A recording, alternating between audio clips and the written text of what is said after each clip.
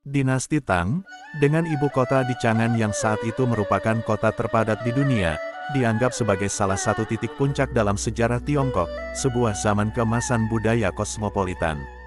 Luas wilayahnya, yang diperoleh melalui kampanye militer penguasa-penguasa awalnya, menyaingi luas dinasti Han.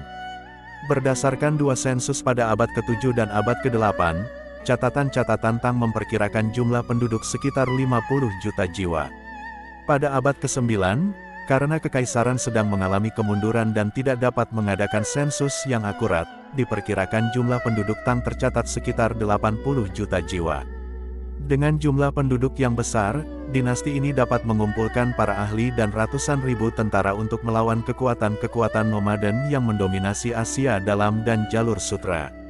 Berbagai kerajaan dan negara membayar upeti kepada Tang, sementara Tang juga menaklukkan atau menundukkan beberapa wilayah yang dikendalikan secara tidak langsung melalui sistem protektorat. Selain hegemoni politik, pengaruh budaya Tang juga terasa kuat di negara-negara tetangga seperti Korea, Jepang, dan Vietnam.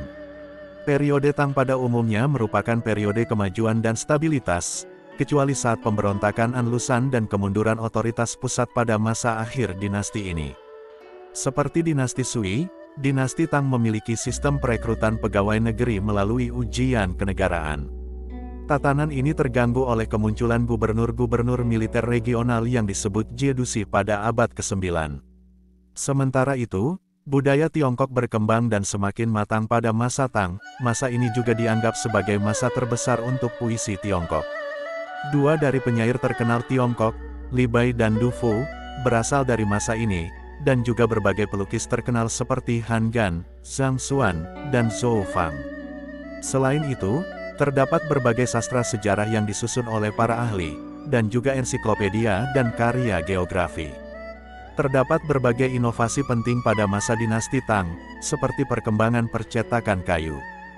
Buddhisme pada masa ini berpengaruh besar terhadap budaya Tiongkok, dan sekte-sekte Buddhisme Tiongkok terus berkembang. Namun, Buddhisme nantinya akan ditindas oleh negara, sehingga pengaruhnya menurun. Meskipun dinasti dan pemerintah pusat mengalami kemunduran pada abad ke-9, seni dan budaya tetap berkembang. Walaupun pemerintah pusat yang melemah tidak lagi dapat mengatur ekonomi, perdagangan masih tetap berjalan. Pada tahun 907, dinasti Tang runtuh ketika Zhou En, yang saat itu telah menjadi gubernur militer, menjatuhkan kaisar Tang terakhir. Sekian video kali ini, terima kasih sudah menonton sampai selesai. Mohon maaf kalau ada salah informasi.